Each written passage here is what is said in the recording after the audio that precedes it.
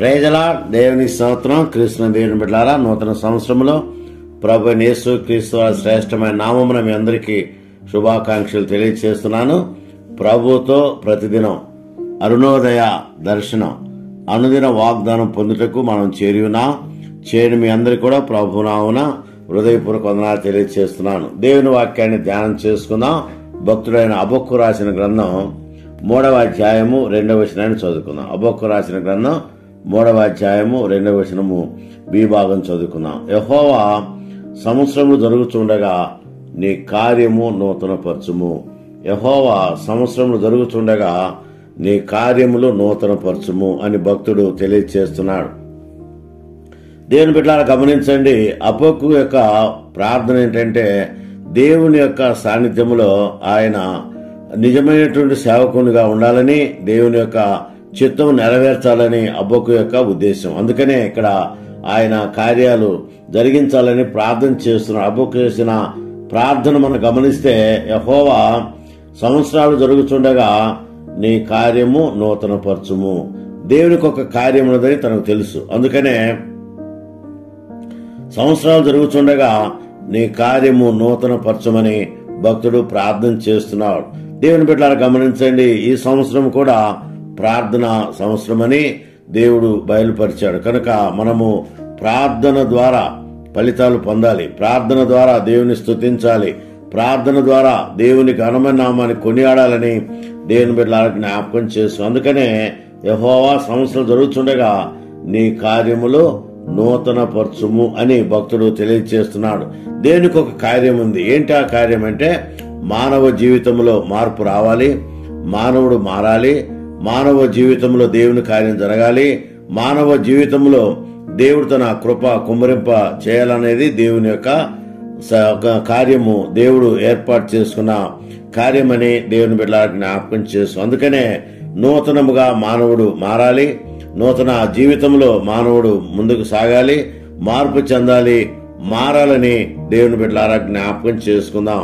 ఎందుకంటే మానవుడు మారకపోతే దేవుని కార్యాలు జరగవు. దేవుని కార్యం జరగాలి అంటే మానవ జీవితంలో మార్పు రావాలని దేవుని బిడ్డలారా జ్ఞాపకం చేసుకుందాం. మరి యాకోబు జీవితం మనం గమనిస్తే, యాకోబు దేవుని వైపు మలనంత వరకు ఆయన లోకస్తుడిగా జీవించాడు. ఎప్పుడైతే దేవుని యొక్క కృప ఆయనకు దేవుడు అనుగ్రహించాడో అప్పుడు ఆయన దేవుని వైపు చూశాడు. దేవుని వైపు చూసినప్పుడు ఆయన అంటాడు, నీవు నన్ను ఆశీర్వదిస్తేనే కానీ నిన్ను విడవను అని ప్రార్థించినట్లుగా దేవుని బిడ్డలకు జ్ఞాపకం చేసుకుందాం. చూడండి, గమనించండి, యాకోబు జీవితంలో దేవుడు మార్పు కలిగించాడు. యాకోబు అనగా మోసగాడని అర్థము మనం చూడగలం. కానీ అలాంటి మోసగాడిని దేవుడు సంధించాడు, దేవుడు దర్శించాడు. ఆయనతో దేవుడు మాట్లాడినప్పుడు దేవుని మాట విని తను నిజముగా మారినట్లుగా దేవుని బిడ్డలకు జ్ఞాపకం చేసుకుందాం. ఎందుకంటే దేవుని బిడ్డ గమనించండి, పెనుగలు దర్శనంలో మరి యాకోబును దేవుడు ఎంతగానో ఆశీర్వదించినట్టుగా దేవుని బిడ్డలకు జ్ఞాపకం చేసుకుందాం.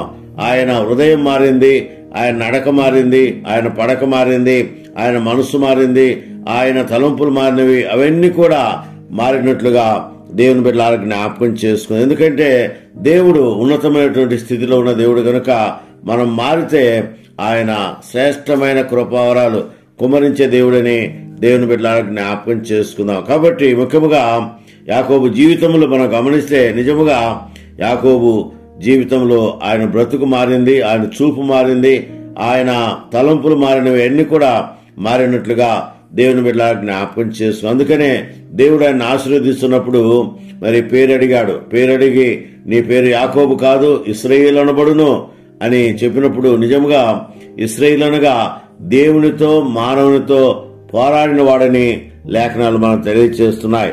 కనుక దేవుని బిడ్డలారా గమనించండి, ఉదయకాలమున ప్రభుతో మనము సహవాసం చేస్తున్న సమయంలో ప్రభు నీ కార్యాలు నూతనపరచాలని, నీ క్రియ జరిగించాలని, మరి సంవత్సరాలు జరుగుతుండగా దేవుడు కార్యం నూతనపరచాలని మనం కోరుకుందాం. అటు శక్తి దేవుడు నీకు నాకు అనుగ్రహించాలని ఈ నూతన సంవత్సరంలో దేవునితో సహవాసం చేద్దాం.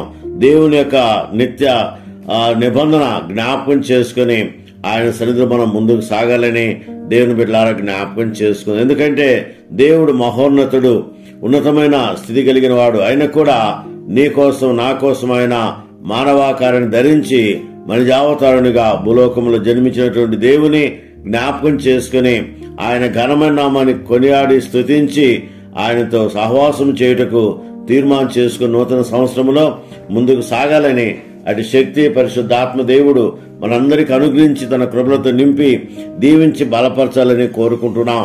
ఎందుకంటే ఈ నూతన సంవత్సరం 2025వ సంవత్సరం ఎంతో విలువైనది, ఎంతో ఘనమైనది. అంత మాత్రమే కాదు, ఇది ప్రార్థన సహవాసముతో కూడినటువంటి కార్యమని దేవుని బిడ్డలారా జ్ఞాపకం చేసుకుందాం. ఎందుకంటే దేవుని బిడ్డలారా గమనించండి, ఈ సంవత్సరం మనము దేవుని సన్నిధిలో ఎంతో ప్రార్థన చేయాలి, ప్రార్థన జీవితంలో ముందుకు సాగాలి, ప్రార్థన అనుభవంలో ముందుకు సాగాలి.